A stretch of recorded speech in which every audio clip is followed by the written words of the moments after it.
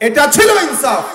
এই ওমর ইবনে আব্দুল আজিজের ব্যাপারে আব্দুল্লাহ ইবনে মুবারক রাহমাতুল্লাহ আলাইহির কাছে ওনার এক শাগরেদ প্রশ্ন করতেছেন যে হুজুর, মুয়াবিয়ার ব্যাপারে তো অনেক মানুষ অনেক কথা বলে যে মুয়াবিয়া রাদিয়াল্লাহু তাআলা এই করছেন সেই করছেন।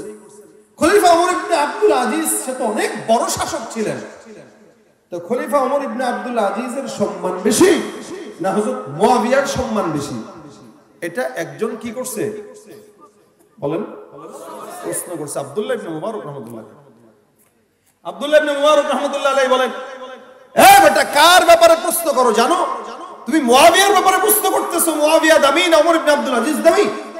শুনো, মুয়াবিয়া যে নবী করিম সাল্লাল্লাহু আলাইহি ওয়াসাল্লামের সঙ্গে যুদ্ধের ময়দানে গিয়েছেন, মুয়াবিয়ার যুদ্ধের ময়দানের যে ঘোড়া ব্যবহার হয়েছে, ওই ঘোড়ার পায়ের খুরের যে বালু আছে, ওই ধুলাবালির কোনার সমান আব্দুল্লাহ ইবনে মুবারক বলতেছি ওমর ইবনে আব্দুল আজিজের সম্মান হবে না।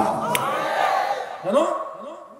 মুয়াবিয়া রাদিয়াল্লাহু তাআলা সরাসরি নবীকে দেখে জান্নাতি হয়েছেন, ওমর ইবনে আব্দুল আজিজ নবীকে দেখেন নাই।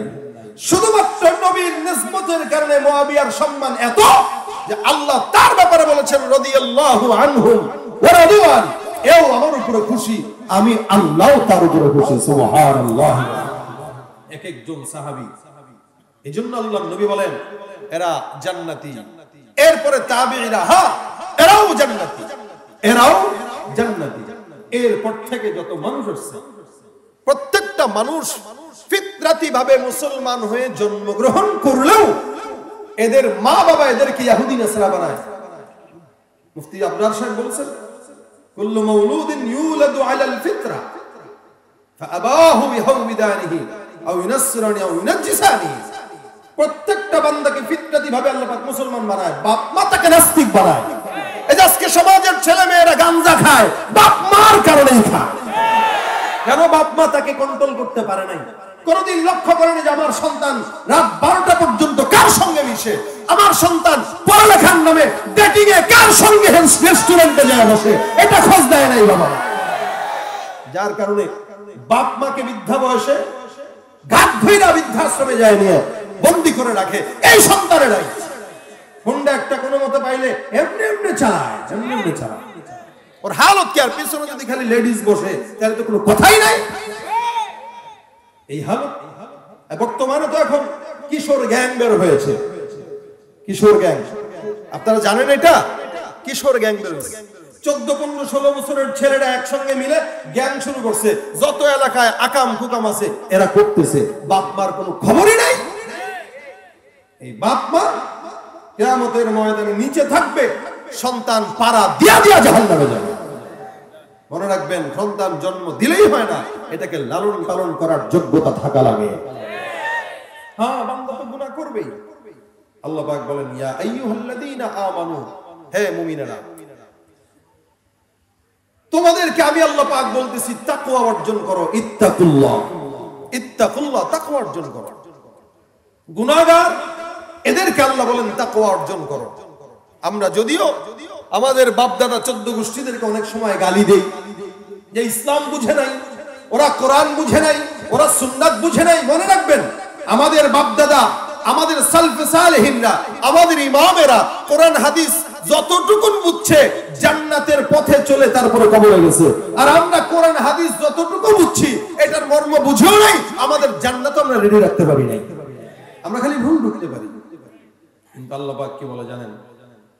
আল্লাহ পাক বলেন, ওয়াস-সাবিকুন আস-সাবিকুন উলাইকাল মুকাররাবুন ফি জান্নাতিন নাঈম সুল্লাতুম মিনাল আউওয়ালিন ওয়া কালিলুম মিনাল আখিরিন। আল্লাহ পাকের কথা কার কথা? জবান খুলে কয় না, আওয়াজ দিয়ে বলেন। কথাটা বলেছেন কে? আমার আল্লাহ সত্য বলে না মিথ্যা বলে? আল্লাহ পাক ডাক দিয়া বলেন, ওয়াস-সাবিকুন আস-সাবিকুন। মনে রাখবেন, যারা সাবিকিনরা চলে গেছে অতীতে, আল্লাহ পাক রব্বুল আলামিন বলেন আমাদের সালফে সালিহিন সমস্ত বান্দারা, ইমানদার বান্দারা অতীতে যারা চলে গেছে, উলাইকাল মুকাররাবুন, ওই সমস্ত বান্দারা আল্লাহর বেশি নিকটবর্তী, যারা নিজেদেরকে ন্যায়ের পথে পরিচালিত করেছে, প্রতিযোগিতামূলক নিজেদেরকে পরিচালনা করত। এদের ভিতরে ঈমান আখলাক এত খাঁটি ছিল, এরা ইসলাম যতটুকু বুঝছে ততটুকুই মানার চেষ্টা করেছে, ঠিক কিনা? আপনি অতীতের দিকে তাকাবেন, বর্তমানে কিছু মানুষরা আছে অতীতের মানুষদেরকে গালি দেয়। হাদিস নবী বলেন শেষ জামানায় মানুষরা পূর্ববর্তীদেরকে গালি দিবে। বর্তমান জামানায় এই অবস্থা চলে আসছে, যার কারণে বাপ-দাদাদেরকে গালি দেয়। কিন্তু আল্লাহর কসম করে বললেও হানিস হব না। মনে রাখবেন, আপনি আপনার বাবার দিকে তাকান, আপনার চাইতে আপনার বাবা কোটি গুণে বেশি ইমানদার ছিল, ঠিক কিনা? আপনি 5 ওয়াক্ত নামাজ ঠিকমতো না পড়তে পারলে আপনার বাবা এখনো পর্যন্ত পড়ে, ঠিক কিনা? এ মুসলমান, আমরা আমাদের অতীতে দেখেছি, দাদাদেরকে দেখেছি, দাদিদেরকে দেখেছি, প্রত্যেকদিন সকালবেলা ফজরের নামাজের পর কোরআন তেলাওয়াত না করে কোনোদিন উঠানে আমাদের দাদিরা ঝাড়ি দিত না। আপনার আমার বাবারাও কোনোদিন দোকানপাট খুলতো না। মাগরিবের নামাজের পরে সূরা ওয়াকিয়া না পাঠ করে অন্য কোনো কাজে যেত না। আমরা আমাদের বাবা মাদেরকে এরকম দেখেছি। আমি আমার বাবার কথাও যদি বলি, আপনি আপনার বাবার চিন্তা করেন। আমি আমার বুঝ হওয়ার পর থেকে আমার বাবাকে দেখেছি, আমার বাবার কোরআন তেলাওয়াতের আওয়াজে আমি সব সময় দেখতাম, এখনো পর্যন্ত দেখি। বাবার বয়স 70-এর উপরে হয়ে গেছে, এখনো পর্যন্ত এরকম হালতে দেখি। আগেও দেখেছি, বুঝ হওয়ার পর থেকে এখনো পর্যন্ত দেখি।